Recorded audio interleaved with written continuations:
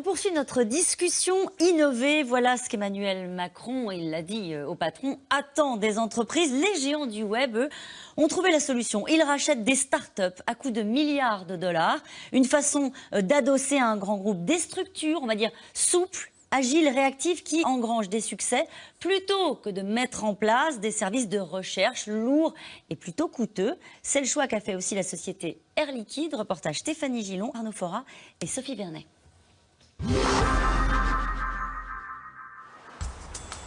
Dans un quartier bobo de Paris, derrière cette porte anonyme, tout au fond de l'allée, les locaux d'un des grands groupes du CAC 40. Bienvenue dans l'iLab d'Air Liquide, son laboratoire de nouvelles idées. Ici, vous avez un Fab Lab. C'est un endroit où vous allez avoir des outils qui permettent de faire du prototypage rapide. Ça va très vite de passer d'une idée à une preuve de concept qu'on peut tester sur un marché.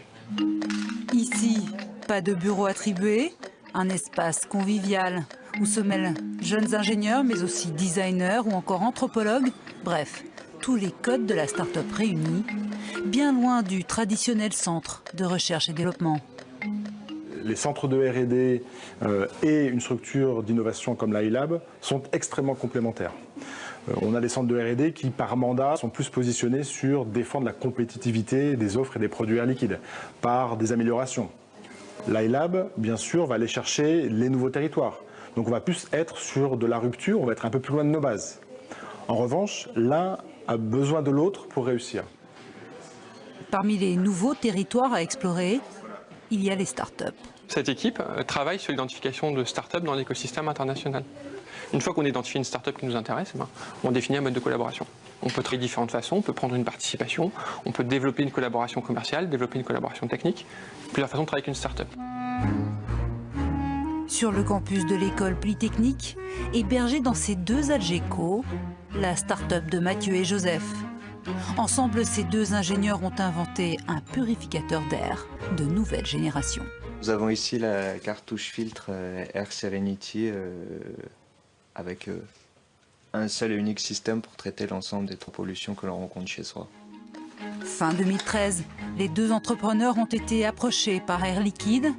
Depuis, ils collaborent ensemble. Depuis 10 mois, ils ont testé nos appareils, ils vont continuer à le faire. Ils nous ont financé quelques colloques, des choses comme ça. Ils nous aident pratiquement au quotidien. Et on utilise leur nom quand on va voir des clients, on explique qu'on vient et qu'on est entre autres adoubé par Air Liquide, ça aide largement à rentrer, ça ouvre des portes. Ce qui est intéressant pour les grands groupes, c'est qu'on sert de tête chercheuse pour qu'ils puissent comprendre les problèmes d'avenir et avoir accès à ces sujets très... Cette recherche-là, eux, pourraient pas le faire en interne chez eux? Ils auraient besoin d'explorer 15 technologies différentes pour chercher la bonne. Donc recruter 15 spécialistes pour dire à 14 qu'après ils n'ont plus besoin d'eux, c'est pas facile. Donc, ils prennent moins de risques sociaux, économiques en faisant comme ça. C'est très bénéfique pour nous parce qu'on a des avantages importants. Donc quand on défriche un domaine, c'est vraiment la bonne manière de faire. Aller chercher la bonne start-up ou les bonnes start-up qui comprennent les mains dans le cambouis, ce qui se passe, comment ça marche, pour trouver après les bons partenaires. Les grands groupes qui lorgnent du côté des start-up, cela a un nom, l'innovation ouverte. Une nouvelle approche économique que ce chasseur de start-up essaie de vendre aux grandes entreprises, non sans mal. Les grands groupes ne sont pas capables de faire de l'innovation de rupture. On leur explique ça. Et on dit qu'il y a 3 raisons. C'est écrit dans le bouquin. 3 raisons. Premièrement, vous avez tendance à traire la vache trop longtemps. Vous avez encore un petit truc où la vache elle a encore un peu de lait. Vous tirez. Voilà. Oui. Donc les actionnaires vous y poussent, tout l'écosystème vous y pousse. Deuxièmement, je suis une marque, je suis un média. Je suis un média qui veut dire quelque chose et je ne vais pas prendre de risque avec ma marque. Troisième truc, c'est vous n'êtes pas capable de penser différemment. Ils sont durs à convaincre, les grands groupes. Ah oui, c'est très dur. Ah oui, c'est énorme. Énorme.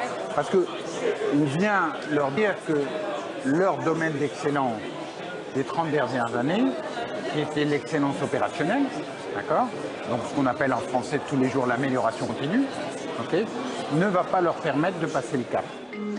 Selon certains experts et acteurs du marché, dans 20 ans, 80% des entreprises existantes auront disparu. Il était incroyable ce chiffre qui vient de terminer ce reportage. Dans 20 ans, 80% des entreprises existantes auront mais ça, personne ne viendra vérifier. Peut-être qu'on sera là pour vérifier. Non, vous n'y croyez pas. Allez, comment inciter les jeunes à créer des entreprises seules pourvoyeuses